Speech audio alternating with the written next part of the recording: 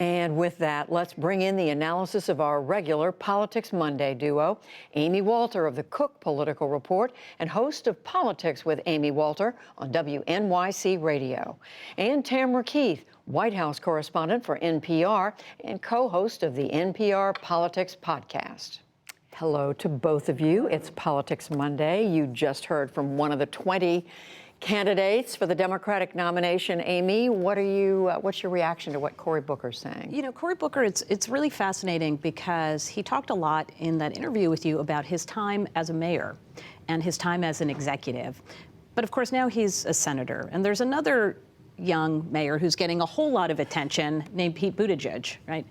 And there's sometimes when I wonder how much it would be better sometimes for Cory Booker actually to be running as Mayor Booker when he was the mayor of Newark than as Senator Booker. An outsider. Being more of an outsider, exactly. And that he's no longer the shiny young mayor of this city that he talks a lot about the success he's had there. But there's also been a lot of criticism, a lot of it from the left, on how he governed and who he chose to partner with while he was an executive there. Namely, folks from Silicon Valley or finance, folks in the charter school movement. So he is, in many ways, has a similar path to what Pete Buttigieg has had, but he does not have the shine that Pete Buttigieg did, in part because now he's a part of Washington, and also because of all the time that the criticism has had to build up for his record as a mayor. What do you make of his message?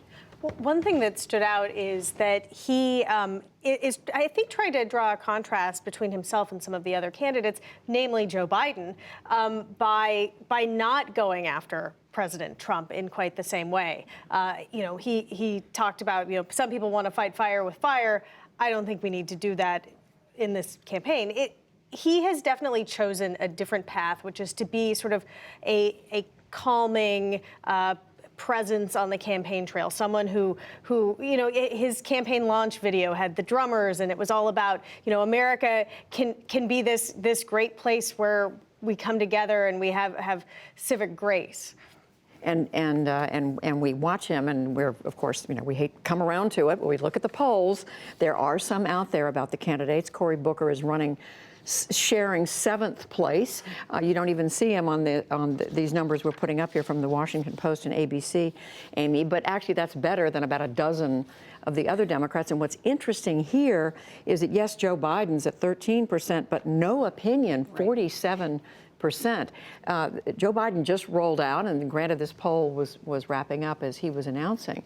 But what does that say about what Democrats want? One really important thing to know about this poll, especially when you're comparing it to other polls, they asked you, it's a so-called open-ended question, where they ask, who would you support for president? And then you have to put forward a name. They're not reading a list of names for you to say, oh, yes, I've heard of this person, I will support that person. So this is really literally for people who have enough knowledge about the field and who's running, and it gives an indication of where they are. But that also says to you, for somebody like Joe Biden or Bernie Sanders, who do have almost 100% name identification, they are not rolling off the top of people's tongues as, of course I want this person to serve as president.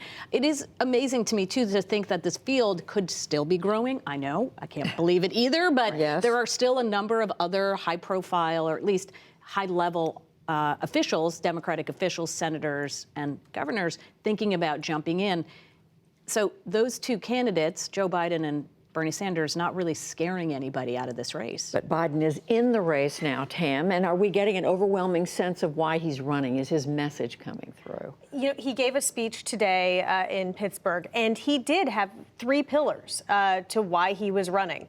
The 3 pillars, and I'm going to get the words wrong here, and hopefully I'll remember all 3, but the 3 pillars were basically taking on President Trump and returning America's reputation. The second was an economic message about rebuilding America's backbone, and the third was about bringing Americans together. So he came out, he had a stump speech. The thing about Biden, he got into the race late compared to some of the other candidates, but he came out with a fully fledged campaign. He is immediately acting like a front runner in that he has a large staff and he had this big fundraising push and he's coming out, acting like a man running for president. At the same time, he's also continued to have to deal with questions, including about Anita Hill and how he handled that hearing all those years ago.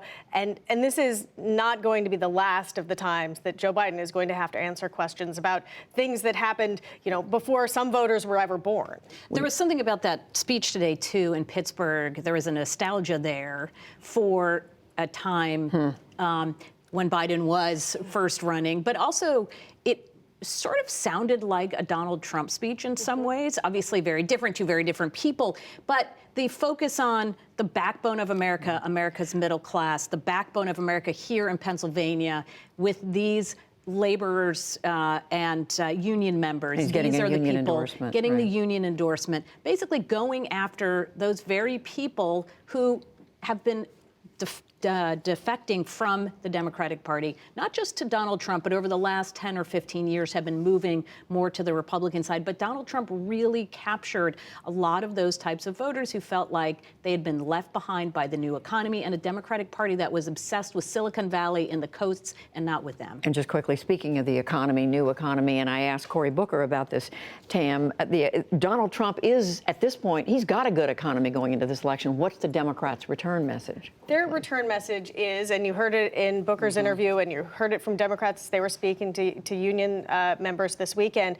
Their message is, the numbers may look good, but does it feel good right now? And the fact that Democrats are talking about a $15 minimum wage, that they're talking about child care expenses and college expenses, they're keying in, and prescription drug expenses, they're keying in on aspects of American life that make middle class people feel like the economy isn't reflected in the numbers that are really quite good.